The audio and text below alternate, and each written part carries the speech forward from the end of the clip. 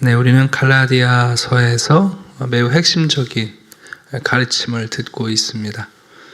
세 가지 내용을 통하여 바울은 우리의 구원이 율법으로 말미암은 것이 아니라 믿음으로 하나님이 우리를 위해 예비하신 예수 그리스도, 그 그리스도의 중보적 사역이 우리를 하나님 앞에 의롭게 하신다는 그 길을 만드신 하나님을 믿음으로 구원을 받는다는 것을 설득하고 있습니다.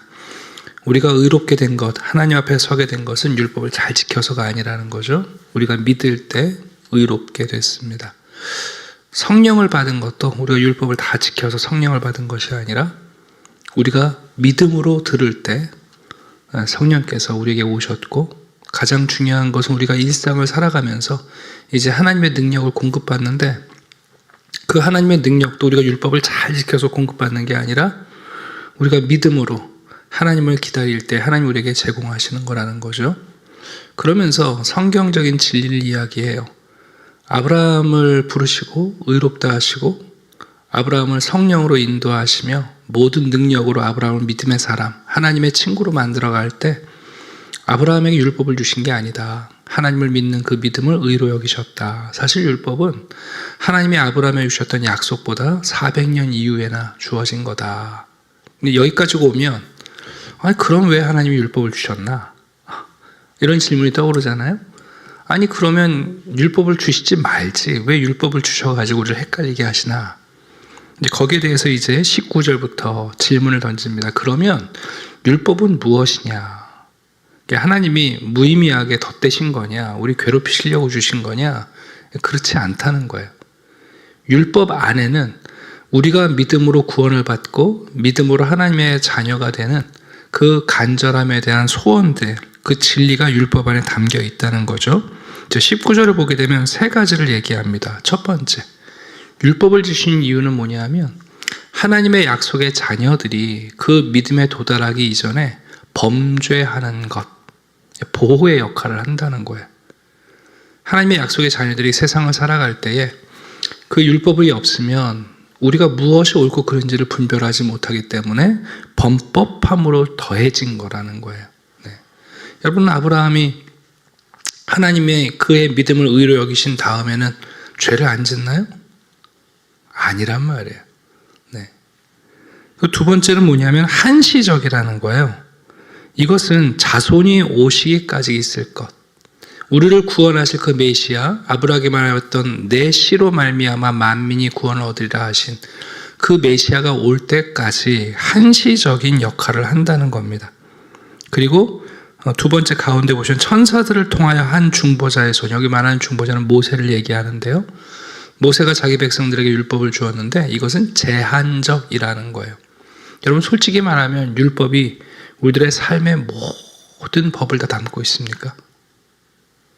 그렇지 않죠? 사실 법이라는 것은 가장 늦게 마련되는 게 법이에요. 사회가 변하고 문화가 변하고 새로운 문화가 유입되면서 우리로 하여금 가치의 경중을 혼란스럽게 만들면 사회에서 그 문제가 대두된 다음에야 만들어지는 게 법이에요. 네. 여러분 법이라는 건 사실 제한적이에요. 그게 모든 것을 총괄할 수가 없어요. 그래서 이 세 가지를 말하시는 거죠. 율법은 왜 하나님이 우리에게 주신 것이냐? 첫 번째는 덧대어 주신 것이고, 뒤에 이제 초등학문이라는 얘기가 또 나옵니다만, 또 한 가지는 그 율법이 가지고 있는 이것은 제한적인 것이고, 가장 중요한 것은 한시적이다. 그러면서 말씀하시죠. 그 21절, 그러면 율법이 하나님의 약속들과 반대되는 것이냐? 아니라는 거예요. 그 율법 안에는 하나님의 의로운 삶이 무엇인지를 우리에게 제시하고 있기 때문에 적어도 우리가 예수 그리스도 안에서 합하여져서 성령의 사람으로 살아가기 전에라도 율법을 따라 사는 삶에는 하나님의 의가 무엇인지를 가르쳐 준다는 거예요. 적어도 율법 안에 하나님을 사랑하고 이웃을 사랑하는 것이 하나님의 정의와 공의, 하나님이 우리에게 기대하시는 거라는 것을 알게 하신다는 거죠. 율법을 통해서 우리는 적어도 하나님이 우리에게 뭘 원하시고 뭘 기대하시고 우리가 어떻게 살아가길 원하시는지를 깨닫게 된다는 거예요. 자, 21절. 율법이 하나님의 약속들과 반대되는 것이냐? 결코 그럴 수 없느니라. 만일 능히 살게 하는 율법을 주셨다라면 의가 반드시 율법으로 말미암았으리라. 근데 문제는 뭐냐 하면 율법이 좋은 것이지만 나쁜 것은 아니지만 그 율법을 통하여 하나님 앞에 의로움을 얻은 사람은 없다는 거예요. 만약에 이 율법이 나쁜 것은 아니고 좋은 것이지만 율법을 통하여 하나님 앞에 의롭게 설 만한 사람들이 거기까지 율법이 효과를 가졌다면 그렇다면 아들이 필요 없죠. 예수님이 필요 없었을 거라는 거예요. 율법이 나쁜 것은 아니고 좋은 것이지만 그러나 제한적이다. 22절. 성경이 모든 것을 죄 아래에 가두었다. 이는 예수 그리스도를 믿음으로 말미암는 약속을 믿는 자들에게 주려 함이다. 그러니까 율법이 유대인들에게 또 하나님을 알지 못하는 사람들에게 또 죄인들에게 적어도 악의 영향력으로부터 우리를 깨우치고 그리고 메시아를 기다리게 하는 좋은 역할을 율법도 하고 있다. 그래서 유대인들이 적어도 하나님의 복음을 간직하며 세대를 거쳐서 예수 그리스도를 준비하게 하는 그런 초등교사의 역할을 하게 되는 거다. 자, 그러면서 23절부터 보시게 되면요, 이렇게 되어 있어요. 24절. 이같이 율법이 우리를 그리스도께로 인도하는 초등교사 역할을 한다. 당시 이제 로마 그리스 문화의 부유한 가정에는 집사들 중에서도 자녀들을 양육하는 집사들이 있었어요. 대표적인 분들이 여러분이 아는 이솝우화에 나오는 이솝 같은 사람들이죠. 그분들이 하는 일이 뭐냐면 그 가정에 들어와서 자녀들을 교육하는 거예요. 그래서 가장 기본적인 교육을 해요. 대단히 학식 있는 사람들은 아니니까 그러나 알파벳 가리키고 가장 기본적인 문법 가리키고 이런 역할을 하고, 두 번째는 뭐냐면 부모가 일일이 잔소리를 하는 게 아니라 이 초등교사가 도덕적 윤리적 삶을 잔소리하게 되어 있는 거예요. 이제 부유한 집은요, 부모가 자녀들에게 잔소리를 안 하는 거죠. 예전에도 우리 양반집 보면 아들이 잘못하면 그 종을 때리잖아요. 네? 몸종을 때리잖아요. 자녀를 때리는 게 아니라. 그런 것처럼 이 초등교사가 하는 일이 뭐냐면 부모 대신에 잔소리를 해서 도덕적 교육을 하는 거예요. 네. 그리고 가장 중요한 것은 뭐냐면 이 아이를 위험으로부터 보호하는 역할, 그게 지금 초등교사 역할인데 율법이 마치 그 일을 한다는 거예요. 네. 그래서 율법을 배우고 율법을 아는 것은 하나님이 가장 원하시는 게 뭐냐, 가장 기본적인 것, 하나님을 사랑하고 이웃을 사랑해야 한다는 기본적인 교육을 하고, 또 율법이 우리들의 삶의 매 순간에 우리에게 잔소리하는 거죠. 네. 그러면서 우리를 보호하는 거예요. 언제까지? 예수 그리스도를 믿음으로 구원을 받을 때까지. 그리스도 안에서 믿음으로 우리에게 주시는 그 의와 성령과 하나님의 능력을 공급받을 때까지 그 율법이 우리를 보호하는 거예요. 사실 율법은 지금도 세상을 보호해요. 여러분, 세상이 극악적인 세상, 무법천지로 변하지 않는 것은 하나님이 우리에게 정하신 이 법의 정신이 그래도 우리 사회를 겨우겨우 울타리로 버티고 있는 거예요. 그 법은 한 사회의 최소한이잖아요. 그 법이 무너지면 그 사회는 이제 완전 와노미 현상이 일어나는 거 아니에요? 아노미 현상이 일어나는 거 아닙니까, 여러분? 어떤 기준도 없고. 자, 이제 25절 보시면, 그러나 믿음이 온 후로는 우리가 초등교사 아래에 있지 않다. 믿음이 왔다는 것은 뭔가 뒤에 보면 그리스도와 연합하는 거예요. 이제는 그 어린 아들이 아버지와 연합하고 아버지의 후계자가 되고 아버지의 대를 이어서 그 가문의 여러분 대표가 되면 그때도 무슨 초등교사 밑에서 여러분 잔소리 듣고 있겠어요? 네, 이제는 아니죠. 이제는 그 초등교사보다 더 뛰어난 학문을 가지고 있고 판단을 갖고 있고 권한을 가지고 있는 겁니다. 초등교사를 다룰 줄 압니다. 너희가 다 믿음으로 말미암아 그리스도 예수 안에서 하나님의 아들들이 되었다. 그래서 더 이상 율법의 초등학문이 그리스도인들에게는 유효하지 않다. 그 법이 우리를 좌지우지, 우리의 운명과 우리의 미래를 결정짓는 게 아니다. 누구든지 그리스도와 합하기 위하여 세례를 받은 자는 이제는 그리스도로 옷 입었느니라. 여러분, 율법이 하는 또 한 가지의 부정적인 일은 뭐냐면 율법은 사람들을 분열시킵니다. 그러니까 율법에 사로잡혔던 유대인들이 가졌던 게 뭐냐면 선민의식이잖아요. 이방인들과 자기들을 구별한 거 아니에요? 율법을 가지고 있다는 것이 특권이 되었어요. 그래서 자기들을 이방인들과 구별하기 시작한 거죠. 여러분, 율법은 우리들에게 사람들을 차별하게 만들어요. 그래서 끊임없이 관계들을 가릅니다. 네. 법이라는 게 참 웃기잖아요. 왜 영화를 애들은 보면 안 되고 어른들은 봐도 돼요? 네? 19세 이상 볼 수 있는 영화, 19세 이하 볼 수 있는 영화가 왜 따로 있죠? 어른들은 봐도 괜찮은 거예요? 여러분, 법이 갖고 있는 게 뭐냐면 끊임없이 세분화하면서 우리를 차별화하고 나누는 거예요. 아니, 나이 드신 분들을 우리가 존중하는 건 좋아요.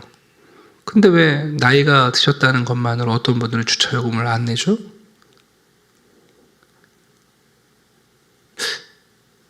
우대법이에요. 그러나 여러분, 결국 그 법이 만드는 건 뭐냐면 차별이에요. 법이라는 건 여러분, 그 법이 참 좋은 법인 것 같은데 법에 해당되지 않는 가장 억울한 사람들이 누구예요? 법의 경계선 안에 있는 사람들 아니에요? 어제도 제가 보니까 경기도 청년들에 대한 지원금 주다가 예전에는 경기도 거주 10년, 5년이었는데 이제는 1년만 거주해도 된대요. 왜 그런 일이 벌어지죠? 아니, 경기도에 똑같이 사는데 누구는 몇 년 더 살았다고 혜택을 보고 누구는 덜 살았다고 혜택을 못 봐요. 하루 이틀 차이로. 법이 가지고 있는 건 뭡니까, 여러분? 법이 가지고 있는 그 경계선이라는 건 끊임없이 사람들을 갈라내는 일이에요. 법은 우리를 서로 보호하고 기준을 만들기도 하지만 그 법의 적확한 적용은 끊임없이 사람들을 갈라요. 여러분, 외국 같은 경우, 미국 같은 경우 의료보험 제도가 얼마나 더 잘 돼 있어요. 여러분, 있는 사람들은요. 그럼 없는 사람들은요. 법이라는 건 그런 거예요. 그래서 지금 말씀하시는 거 아니에요? 율법이 여러분 세상을 장악할 때 끊임없이 차별과 구별을 갖고 오는 거 아닙니까? 차등을 가지고 오고. 그러나 그리스도는 우리에게 여러분 어떻게 돼요? 그리스도로 옷 입은 사람들은 28절. 너희는 유대인이나 헬라인이나 종이나 자유인이나 남자나 여자나 다 그리스도 예수 안에서 하나이니라. 율법이 할 수 없는 그 일을 아브라함에게 언약하신 그 씨 예수 그리스도 우리에게 이루시는 거예요. 그러니까 우리 그리스도인들은 율법의 가치를 알고 율법이 우리에게 주는 유익한 점을 알아요. 죄를 깨닫고 하나님의 기쁘신 뜻이 무엇인지 방향을 잡고. 그러나 그 법이 우리의 최종 판단의 기준이 되진 않아요. 그리스도인들은 자유예요. 제가 말하는 건 비윤리적, 비도덕적 삶을 살라는 뜻이 아니에요. 우리는 분명히 법의 기준을 따라 초등학년처럼 우리를 보호하시는 이 하나님의 뜻을 받아들이지만 우리의 인생의 마지막 최종 결정은 법으로 하는 게 아니에요. 우리는 그리스도의 법으로 해요. 우리가 연합한 그리스도의 마음이 있어요. 그게 교회가 가지고 있는 세상에 흘려보내는 은혜예요. 그러니까 은혜는 법을 무시하는 자들에게는 은혜도 불법이 돼요.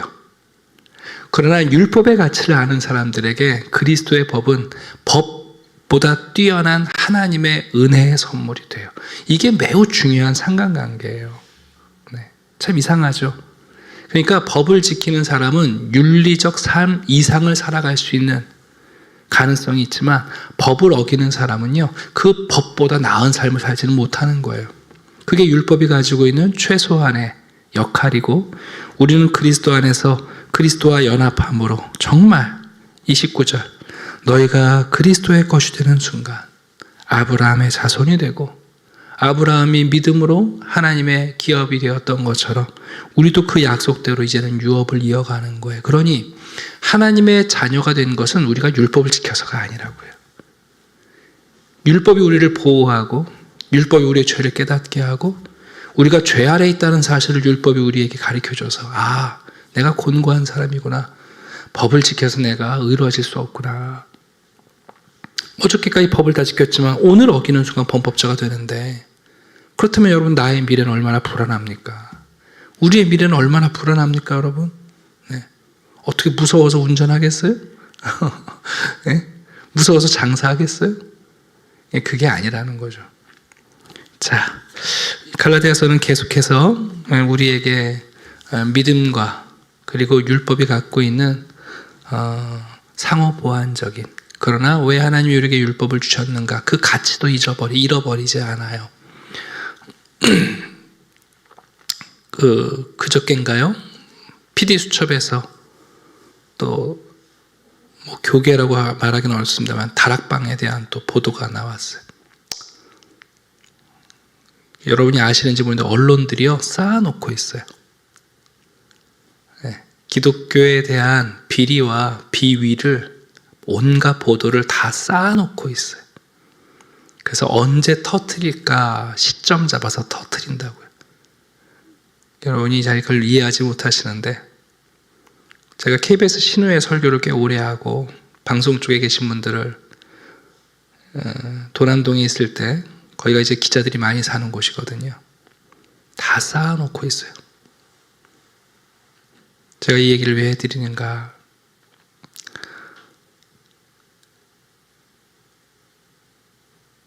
여러분, 교회가 오늘날 이 믿음과 율법이라는 아름다운 균형 감각을 자꾸 잃어버려요. 특히 다락방 같은 경우 한국 교회 내에서 이미 20, 30년 전부터 문제가 있다고 얘기해도 자꾸만 교인들은 자기들이 좋으면 그게 왜 나쁘냐는 거예요. 여러분, 다락방 같은 경우가 뭡니까? 전도만 하면, 영혼 구하는 게 가장 귀하니까 전도만 하면 모든 죄가 다 용서받는다는 거 아니에요? 그 사람들의 극단적 교리예요. 영혼 구하는 게 가장 귀하기 때문에 전도만 하면 무슨 죄를 져도 괜찮다는 거예요. 전도가 면죄부예요. 여러분, 언뜻 들으면 그렇잖아요. 여러분, 영혼만 구원하면 여러분 가장 귀한 일이니까, 천하보다 귀한 일이니까 전도만 하면 무슨 죄든지 용서받는다는 거 아니에요. 그게 왜 그런가? 율법을 여러분 배제하고 우리가 갖고 있는 믿음에 대한 어떤 특정한 요소만을 붙잡는 것은 정말 어리석은 일이거든요. 그러니까 성경은 여러분 단순하지는 않아요. 우리의 구원은 무슨 뭐 주지적이고 뭘 많이 배워서 구원받는 건 아니지만, 그러나 구원받은 이후에 하나님은 우리를 성숙하게 그리스도의 형상으로 닮아가게 하시지, 우리를 외골수적이고 특정한 진리에 몰입하게 만들어서 우리를 망가뜨리시지 않아요. 오늘도 이 말씀을 잘 이해하십시오. 율법이, 그럼 율법은 뭡니까? 율법이 나쁜 게 아니라는 거예요. 율법 좋은 거라는 거예요.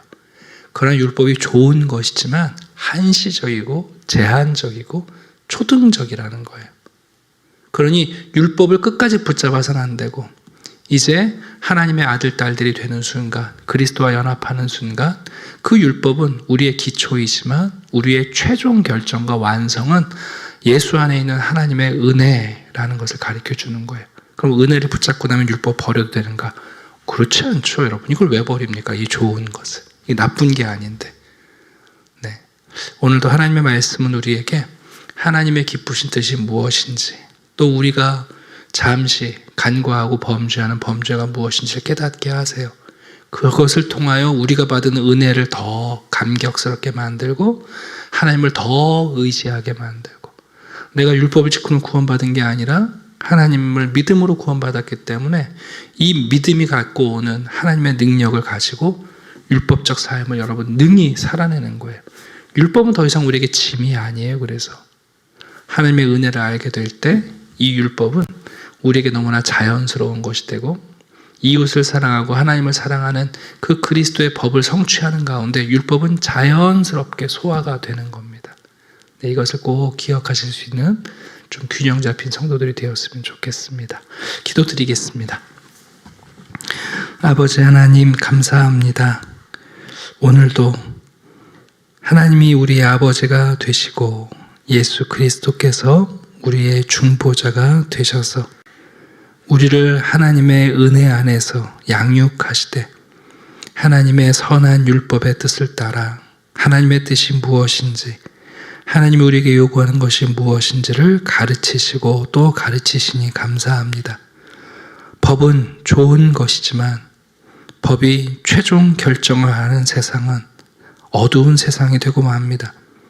사람들은 갈라지고 차별과 차등과 서로 다름에 집중할 수밖에 없는 하나 되지 못하는 세상을 법을 만들고 맙니다. 그리스도의 법을 성취하게 해주시옵소서. 율법을 완성하신 예수님께서 법이 아니라 하나님에 대한 신뢰로 십자가를 지시고 의로우신 분이 오히려 억울한 죽임을 당하시지만 끝까지 하나님을 신뢰하심으로 믿음과 율법의 완성을 이루어 주셨습니다. 우리에게도 이런 아름다운 성도의 삶을 허락해 주시고 예수 안에서 그리스도의 법을 성취함으로 사랑으로 은혜로 믿음과 소망으로 모든 율법을 무거운 짐이 아닌 우리에게 마땅한 길로 여기며 오늘도 그 법 위에서 하나님을 사랑하고 이웃을 사랑하는 선한 길을 걷는 백성들이 되게 해주시옵소서. 감사드리며 예수 그리스도의 이름으로 기도드립니다. 아멘.